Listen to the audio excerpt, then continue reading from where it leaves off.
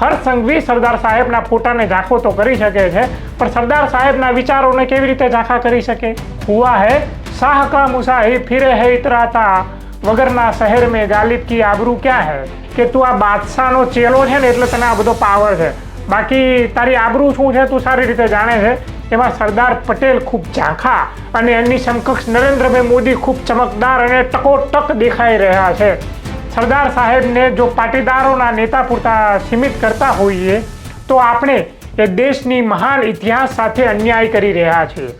આપણે આઝાદીની એ લડાઈનું અપમાન કરી રહ્યા છીએ.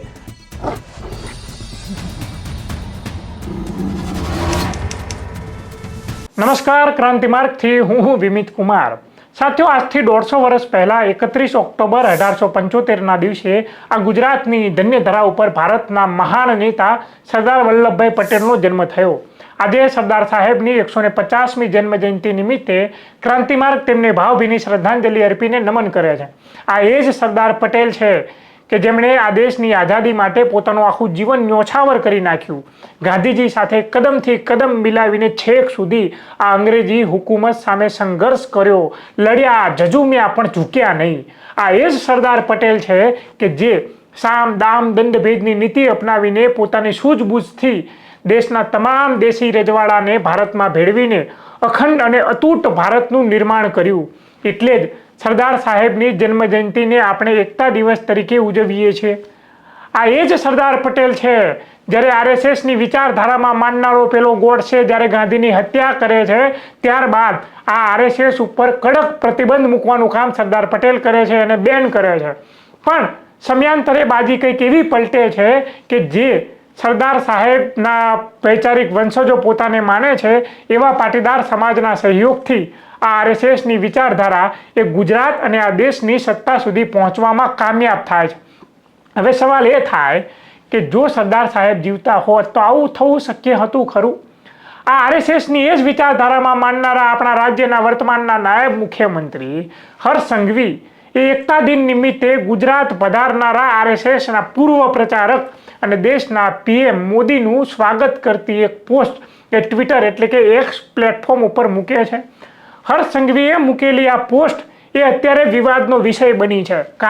કારણ કે એમને પોસ્ટમાં જે ફોટો અપલોડ કર્યો છે નીચે એમાં સરદાર પટેલ ખૂબ ઝાંખા અને એમની સમકક્ષ નરેન્દ્રભાઈ મોદી ખૂબ ચમકદાર અને ટકોટક દેખાઈ રહ્યા છે. ફોટા ઉપરથી આપણને જાણે એવું લાગે કે સરદાર સાહેબની જન્મજયંતિ ઉજવવા આવી રહેલા આપણા દેશના વડાપ્રધાન નરેન્દ્રભાઈ મોદી જાણે સરદાર સાહેબ ઉપર જાણે ઉપકાર ના કરતા હોય એમનો એટલે કે સરદાર સાહેબનો ફોટો ઝાંખો કરેલો છે. શું મોદીજીના મહિમા મંડન કરવામાં હર્ષ સંઘવી સરદાર સાહેબને ઝાંખા કરીને મોદીજીને ચમકાવી રહ્યા છે? જો હર્ષ સંઘવી જમીની સ્તરના નેતા હોત, જમીની સ્તરના જનતાના સવાલો માટે સિસ્ટમ સામે લડીને નેતા બન્યા હોત તો સરદાર સાહેબને ઝાંખા કરવાની આવી ભૂલ કરતા ખરા? હર્ષ સંઘવી સરદાર સાહેબના ફોટાને ઝાંખો તો કરી શકે છે, પણ સરદાર સાહેબના વિચારોને કેવી રીતે ઝાંખા કરી શકે? હજુ પણ મોડું નથી થયું. નાયબ મુખ્યમંત્રી એ પોસ્ટ ડિલીટ કરી શકે એમ છે. મોદીજી અને શાહની મહેરબાનીથી મંત્રી પદ તો મળી જાય છે, પણ એ પદનું ગુણ કેળવતા બહુ વાર લાગે એવું પ્રતીત આ પોસ્ટ ઉપરથી આપણને થાય. સાથીઓ, આ બધું જોઈને મને ગાલિબનો એક શેર યાદ આવે છે કે જ્યારે દિલ્હીના બાદશાહ બહાદુર શાહનો રાજકવિ ઇબ્રાહિમ જોગ હોશિયારી મારતો હોય એમ ગાલિબ સામે વટમાં ફરતો હોય ત્યારે ગાલિબ કહે છે કે હુઆ હૈ શાહ કા મુસાહિબ ફિરે હૈ ઇતરાતા, હુઆ હૈ શાહ કા મુસાહિબ ફિરે હૈ ઇતરાતા, વગરના શહેર મેં ગાલિબ કી આબરૂ ક્યાં હૈ? આ પેલા હોશિયારી મારનારા પેલા રાજકવિને ગાલિબ મોઢે મોઢ સંભળાવી દે છે કે તું આ બાદશાહનો ચેલો છે ને એટલે તને આ બધો પાવર છે, બાકી તારી આબરૂ શું છે તું સારી રીતે જાણે છે. એક હજામ હતો અને તને રાજકવિ બનાવી દેવામાં આવ્યો છે.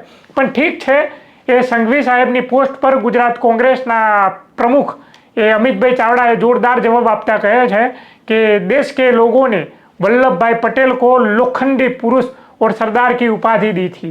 आज भी सरदार साहब का विरोध करने वाली संघी विचारधारा के लोग जो संवैधानिक पदों पर बैठकर सत्ता का सुख भोग रहे हैं वे चापलूसी में इतने अंधे हो गए हैं कि नरेंद्र मोदी की छवि चमकाने के लिए सरदार साहब की तस्वीर धुंधली कर रहे हैं.